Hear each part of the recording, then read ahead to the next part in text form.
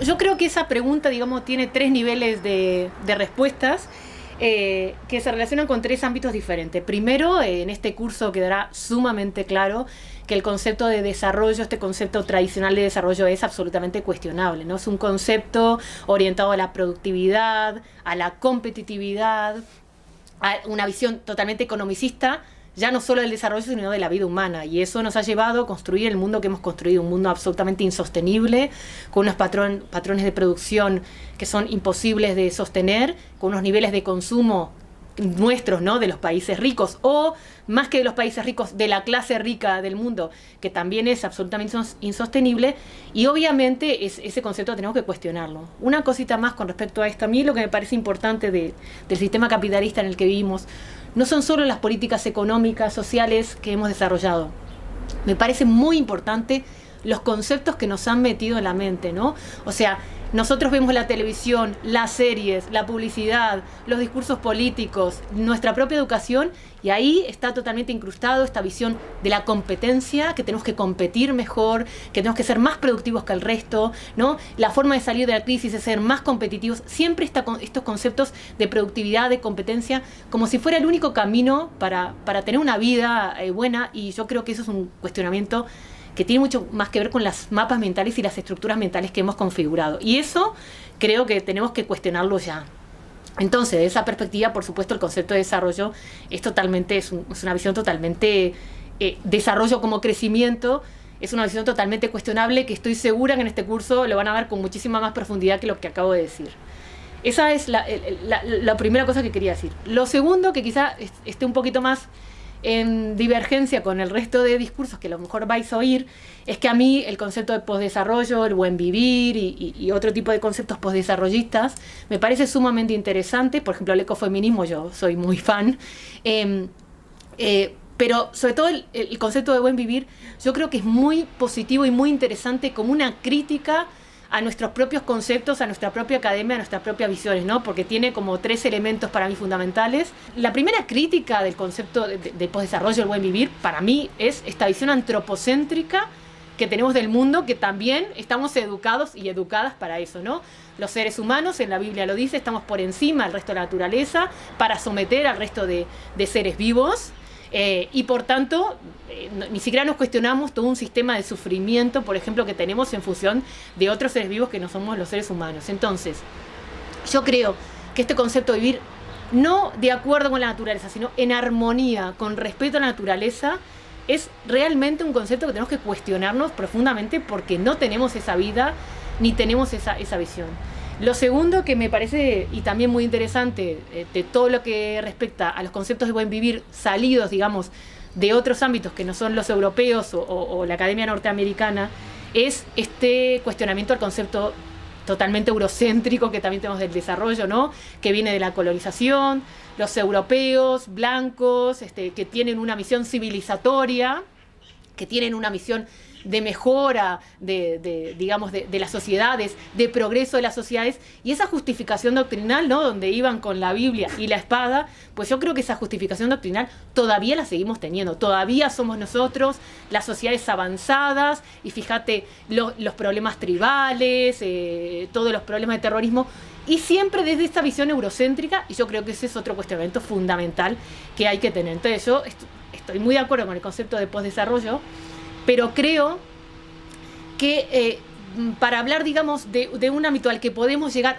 un poquito más cercano, yo aplicaría un concepto de desarrollo humano, que es el que yo más trabajo, y que sería la tercera parte de la respuesta, que en la plataforma 2015, digamos, hemos analizado, y tiene como cinco puntos, ¿no? Cinco elementos cardinales.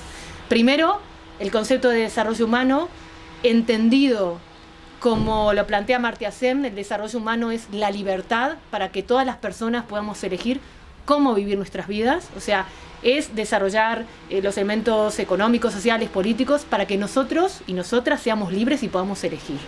Y yo creo que este es un elemento fundamental, y en realidad una visión amplia del desarrollo humano abarca todos los elementos que ahora voy a mencionar. El segundo elemento básico es la perspectiva feminista, que yo creo que sí que es un enfoque muy fundamental y muy crucial, porque lo que plantea la perspectiva feminista, que yo ya no digo de género, prefiero feminista, es, por supuesto que primero de todo, obviamente hay una discriminación hacia la mujer, una violencia estructural de las que somos parte de las mujeres y que obviamente eso tenemos que ir erradicándolo. Entonces, por supuesto que ese elemento de mejorar, digamos, la equidad, la igualdad, el acceso a los derechos de una manera igual y eliminar ese nivel de violencia y discriminación que hay hacia la mujer en todas partes del mundo y en todos los países, que no es que porque aquí estemos un poquito más avanzados, no, existe en todos lados, eso es un elemento fundamental y por supuesto que eso es, esto es un elemento crucial que hay que mantener.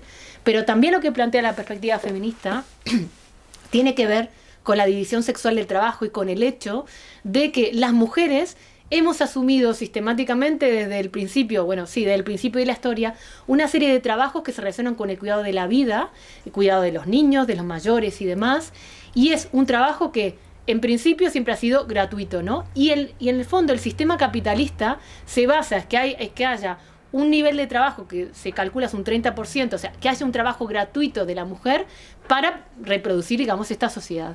Entonces, lo primero, el otro elemento fundamental que plantea el feminismo es que hay un uso del tiempo que es desigual, que es divergente, y donde las mujeres tenemos que asumir una serie de trabajos que no están ni remunerados ni reconocidos en la sociedad. Y cuando esos trabajos que se relacionan con los cuidados pasan al mercado, siempre son los trabajos más precarios, que tienen menos estatus social, que se consideran de peor nivel. Es decir, cuando los trabajos son más femeninos, están más feminizados, siempre son más precarios.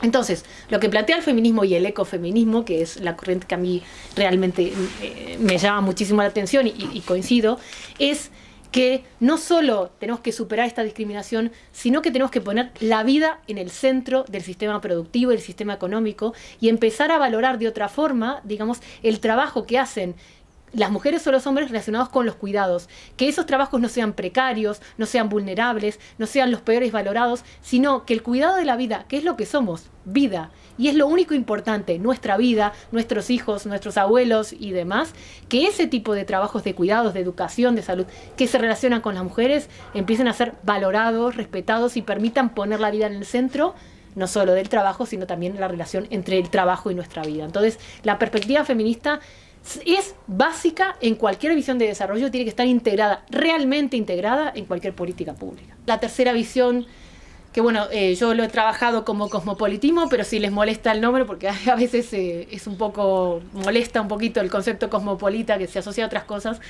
pero lo que plantea básicamente, y empezó iba a decir con Kant, pero bueno, empezó con los estoicos griegos y demás, lo que plantea es que las personas tenemos derechos por ser personas, no por pertenecer a un Estado. No es el Estado el que nos garantiza nuestros derechos humanos, es el hecho de ser personas. Entonces, empezar un poquito esta visión que incluso tiene la gente muy de izquierdas, que trabaja por la equidad y demás, esta visión de nosotros y ellos, ¿no? Hoy los países subdesarrollados, los pobres, entonces vamos a hacer políticas para ayudar. No. Aquí somos todos seres humanos, hay políticas públicas e internacionales que afectan de igual manera a todas las personas, y lo que tenemos que hacer es empezar a trascender esa visión de que cada uno pertenece a un Estado o cada una pertenece a un Estado y asumir no solo que los derechos de las personas están garantizadas por ser personas, sino que los problemas del desarrollo humano son globales, como la sostenibilidad, como el hambre, la pobreza, nos trascienden y que tenemos que encontrar soluciones globales, pero pensando que ya no es una política que sea mejor para los países pobres desde la perspectiva, por ejemplo, de la cooperación. No, es una política que sea global y que permita, digamos, garantizar los derechos de las personas. Y yo creo que ahí sí que hay una dicotomía, pero bueno, esto es otro tema, ¿no? Entre intereses privados e intereses públicos, y muchas veces se ha visto que las políticas públicas que se dan sobre el manto, esto es bueno para un país, esto es bueno para España, por ejemplo, al final cuando tú analizás esa política pública, a la conclusión que llegas es que la política pública o esa política no es que sea buena para España y buena y mala para otros países, es buena para unos actores privados que han, digamos, logrado, digamos, una visión hegemónica, es decir, estos intereses que son míos, voy a hacer que la ciudadanía crea que son de todos, ¿no? O de todas. Entonces, al final, no es un problema entre países, sino entre intereses públicos e intereses privados o derechos ciudadanos y lobbies internacionales, para hacerlo más simple. Entonces, esa visión cosmopolita yo creo que también es fundamental. Obviamente la visión de la sostenibilidad, es decir, desarrollar un sistema que nos permita no solo sostener el medio ambiente, ¿no? y permitir que no se degraden los recursos naturales, sino también vivir en armonía con ese medio ambiente. Eso sí, que es un poco más postdesarrollista cuando se plantea cómo la naturaleza evoluciona, y bueno, pues evoluciona a través de la energía solar, de la energía eólica, es decir, y lo que tenemos que hacer no es adaptar nuestro sistema capitalista a la naturaleza, sino adaptar nuestros propios sistemas, nuestro propio sistema productivo, por ejemplo, a lo que es la naturaleza en sí. Entonces tenemos que cambiar progresivamente hacia energías renovables, obviamente eliminar los residuos tóxicos. En la naturaleza no hay residuos, o sea, todo es un círculo, ¿no? que se vuelve a retroalimentar, y por tanto el elemento de sostenibilidad también tiene que ser fundamental. Y una quinta visión que yo creo que está más o menos integrada en todo lo que le he dicho, pero no está de más mencionarla, perdón, es la perspectiva de derechos humanos, ¿no?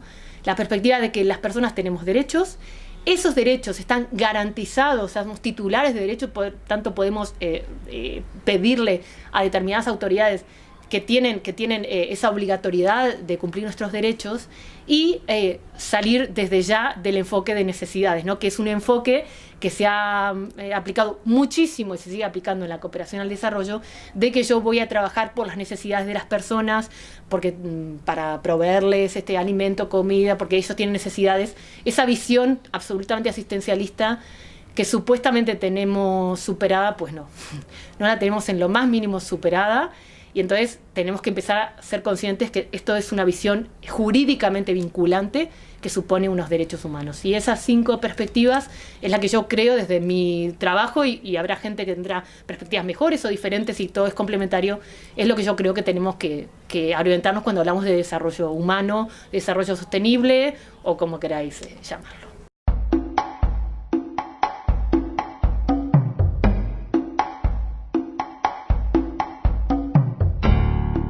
Voy a aclarar muy brevemente lo que es el concepto de coherencia de políticas para el desarrollo, que no siempre está muy claro.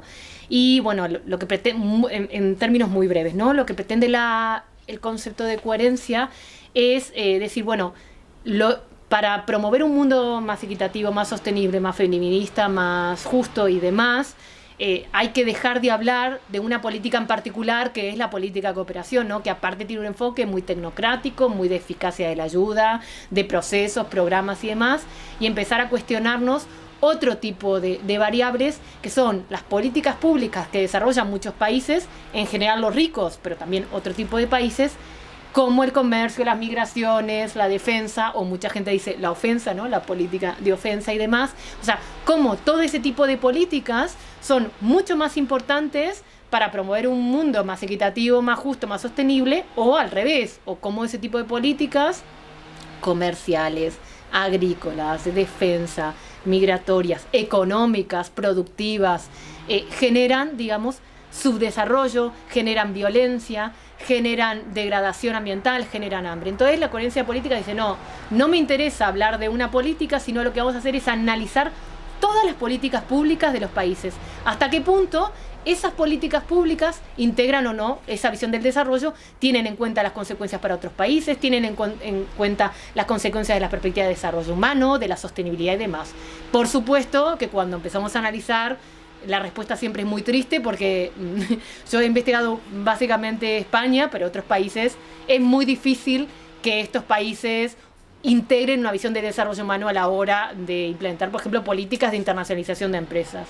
O sea, la política de internacionalización de la empresa está orientada a mejorar la competitividad, la imagen de España, los intereses nacionales españoles, y en ningún momento se plantea si, por ejemplo, si las empresas que son financiadas con dinero público realmente integran elementos de sostenibilidad, de derechos humanos, de derechos laborales en otros países y personas. Partiendo de ese concepto de coherencia de políticas que surge en los años 90 y que desde la OCDE, y una de las críticas siempre es que surge desde los países ricos y demás, y que yo entiendo esa crítica, a mí lo que me interesa más de hablar de la coherencia, después lo que he trabajado, es el enfoque, ¿no?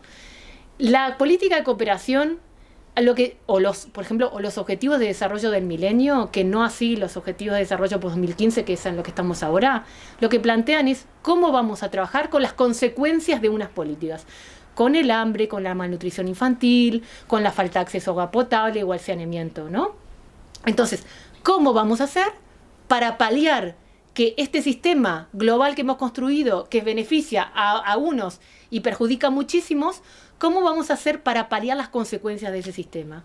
Y yo lo llamemos coherencia, o como quieran llamarle, a lo que voy es al enfoque. Lo que hay que cuestionarse no son las consecuencias, no hay que paliar las consecuencias, hay que cuestionarse las causas.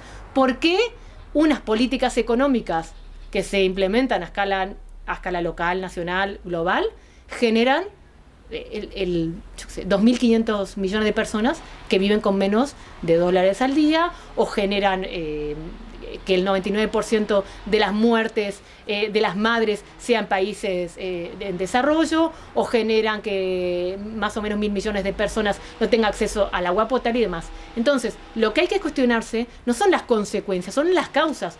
¿Cuáles son las políticas económicas, productivas y demás que han generado este nivel de degradación, de desigualdad y de pobreza? Y las causas son que este sistema productivo, económico que hemos desarrollado es un sistema pensado con una orientación de consumo hasta niveles, digamos, infinitos, pensado en función de favorecer a un grupo muy determinado de personas, y no están pensados ni configurados dentro de un sistema internacional. Entonces, voy a poner un ejemplo que está, bueno, muy de moda y muy lamentable, ¿no? La crisis de los refugiados. Están todos los medios de comunicación, todos los debates, es, por supuesto, la lamentable gestión de Europa y esta visión de Europa de valedora de los derechos humanos y demás. Realmente hace mucho tiempo que la hemos ido perdiendo, no solo con el exterior, con el interior, las propias políticas de austeridad y demás que nos han hecho implementar. El caso de Grecia son ejemplos, ¿no? Pero entonces el debate es, bueno, los salvamentos en el mar, que obviamente que lo hemos configurado de manera fatal, y sobre todo las cuotas de los refugiados. Y no hay un medio, un ámbito que se cuestiona ¿por qué? ¿Por qué hay en algunos países, y no solo en Siria, ese nivel de violencia, de conflictos? ¿Cuáles son, digamos, el aporte a esa violencia que hemos hecho los países desarrollados, ¿no? ¿Hasta qué punto las empresas multinacionales en algunos conflictos o en algunos ámbitos tienen una responsabilidad brutal? Entonces, siempre vamos a las consecuencias, a la gestión de las consecuencias, y claro, porque el poder hegemónico y la visión quiere que nos cuestionemos esto. Vamos a cuestionarnos la eficacia de la ayuda, vamos a cuestionarnos cómo repartir los refugiados, no vamos a cuestionarnos las políticas, por ejemplo, productivas, o las políticas de abastecimiento energético que los países ricos tienen en el resto del mundo, ¿no? Y eso es un elemento fundamental. Entonces, a mí lo que me interesa del concepto de coherencia política, lo que me parece más revelador, no solo es la visión técnica de cómo integrar el desarrollo humano y demás, sino ese enfoque, desde mi perspectiva, que lo que plantea es, vamos a hablar y a intentar corregir las causas y no las consecuencias de estos hechos.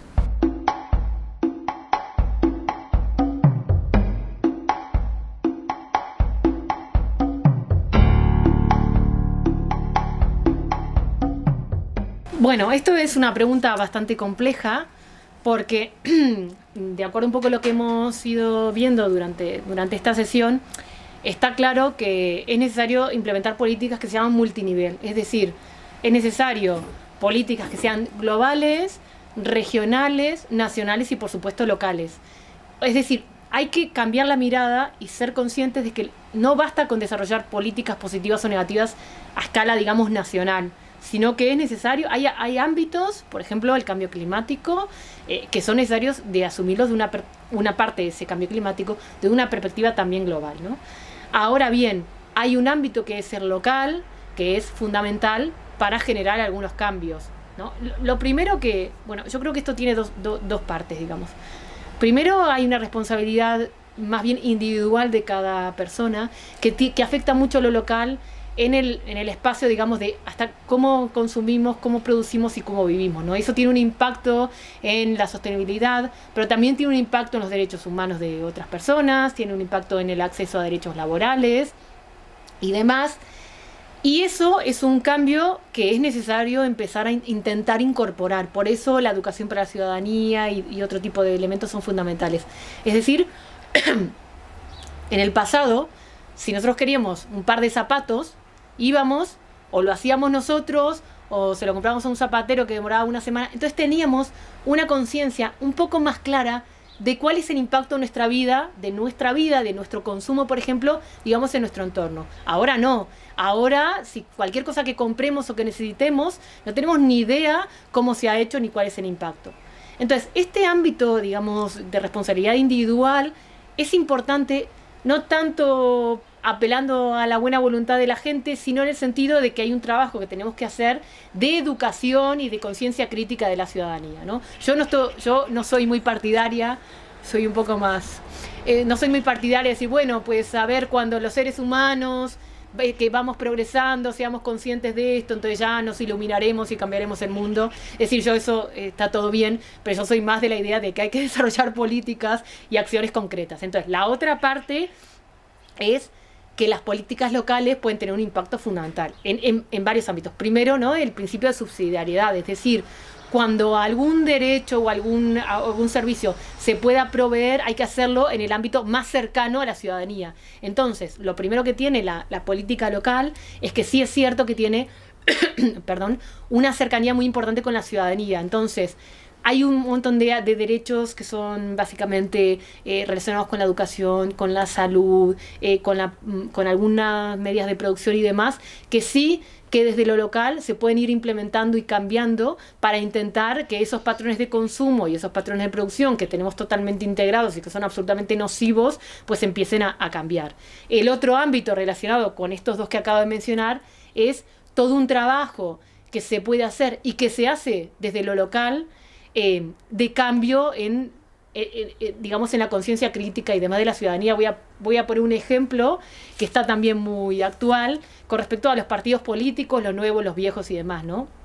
Yo creo que un trabajo alguna vez de algún partido político, sea viejo, sea nuevo y demás, es intentar generar una conciencia crítica y generar un cambio un poco en los temas que son relevantes. O sea, aquí no es un tema relevante, por ejemplo, la ecología o la sostenibilidad, no es un tema relevante el feminismo, no es un tema relevante los derechos humanos. Es decir, por ejemplo, toda la construcción política que se ha dado últimamente, que está muy bien, que es un cuestionamiento del poder hegemónico, de las relaciones del poder al interior del Estado español, pero no vamos más allá. O sea, de los temas que todos nosotros y nosotras hablamos, o sea, de la sostenibilidad, de la ecología, de los derechos humanos, del feminismo, eso parece que, no sé, que es peligroso, que mejor moverse en un ámbito más ambivalente. No sé si me estoy explicando. Entonces, yo creo que un ámbito fundamental, es decir, aquí, en este curso entre nosotras y entre nosotros, estamos todos convencidas y convencidas, ¿no? Sabemos que estos elementos son fundamentales. Pero saliendo de este ámbito, que es muy reducido el nuestro, que es limitado, que siempre nos conocemos las mismas personas, saliendo de este ámbito, la gente no está, digamos en un término muy académico, no está ni ahí para hablar de que hay que reducir el nivel de consumo que tenemos, que es insostenible, que algunas veces nuestro propio sistema de consumo genera violaciones de derechos humanos en otras partes, ¿no? Que, por ejemplo, hay que apostar por un consumo local, intentar comprar la fruta, la verdura a agricultores y agricultoras locales, intentar promover circuitos cortos, es decir, toda una serie de cuestionamientos que es muy difícil de implementar, o sea, que todos somos y todas somos incoherentes en nuestra propia vida cuando hablamos de esto, es decir, soy consciente, ¿no?, empezando por mí misma, de que es imposible llevarlo un 100% de un momento a otro, pero progresivamente ir cambiando nuestros hábitos de consumo y nuestros, digamos, imaginarios y nuestros intereses. Y eso también es responsabilidad del ámbito local y es un trabajo que tenemos bastante pendiente, creo yo, las organizaciones y las academias y la gente que nos dedicamos a esto. Y cuando llegan unos partidos que supuestamente tienen un poco más de conocimiento de estos temas o deberían estar más relacionados con ese tipo de cuestionamientos, pues a veces es un poco defrauda un poco el ver que no podemos pasar de algunos debates y que nadie, quizá Equo, por ejemplo, y que es muy difícil hablar de ecología, de sostenibilidad, de decrecimiento, de relación, de otra relación con la naturaleza, de otra relación con el consumo, de una perspectiva realmente feminista, ¿no? De un cambio, de poner la vida en el centro. No, otra vez hay que ampliar, hay que mejorar el consumo, hay que promover la demanda interna. Otra vez estas políticas keynesianas que claro, para la ortodoxia europea parece fuera de lo más alternativo, pero no lo es. Es volver a una política productivista, economicista, y yo creo que ese ámbito es un reto absolutamente pendiente que de alguna forma tenemos que empezar a intentar superar.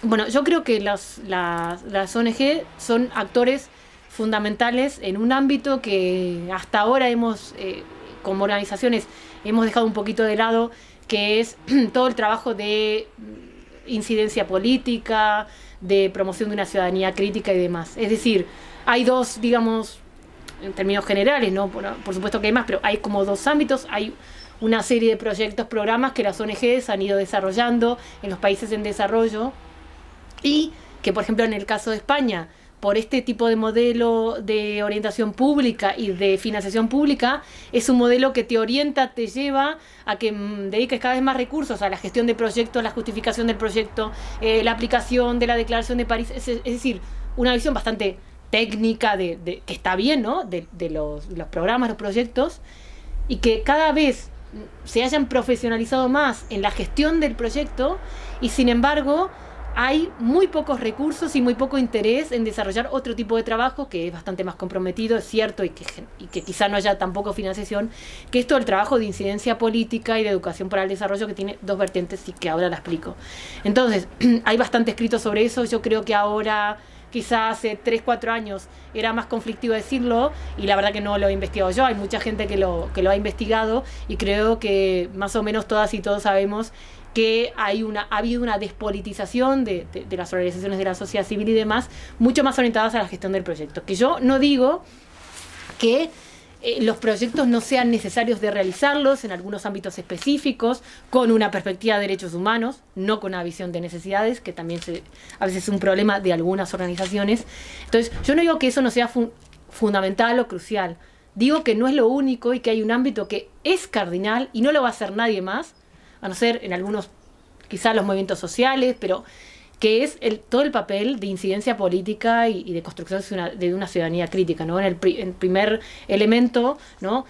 Que las organizaciones, por ejemplo, supervisen, denuncien y hagan un seguimiento de las políticas públicas que están desarrollando los países, y que, por ejemplo, digan, pues mira, esta política de internacionalización, esta política comercial, esta decisión que está tomando la Unión Europea, pues tiene consecuencias negativas para otras ciudadanías, para nosotros, para los derechos humanos, en tres o cuatro ámbitos. Es decir, es necesario un trabajo, digamos, de lobby, un trabajo, digamos, de seguimiento de esas políticas, de denuncia, para intentar presionar a los gobiernos para que vayan integrando otras visiones en sus propias políticas públicas, ¿no?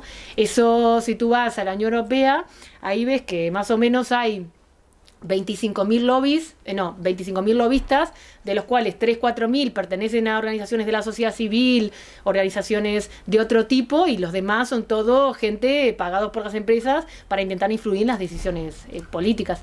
Lo que pasa es que, claro, cuando nos planteamos esto, es cierto que es un desafío bastante importante. Primero, porque para hacer incidencia política se necesita recursos humanos y recursos expertos, es decir, gente que conozca que tal política tiene tal implementación y demás, y para eso en general no hay financiación, porque a ningún gobierno, sobre todo aquí en este ámbito mediterráneo donde estamos nosotras y nosotros, le interesa un poco financiar eso. Entonces, eso, o sea, que con la crítica yo quiero dejar claro que soy consciente de las limitaciones que también se plantean. Entonces, por una parte, el trabajo de incidencia política para mí es fundamental, y es un trabajo que las organizaciones, creo yo, la mayoría, no todas, han ido dejando un poco de lado para orientarse mucho más a la gestión del proyecto y, sobre todo, a la justificación de ese proyecto, que es bastante compleja y necesita de un aparato burocrático importante.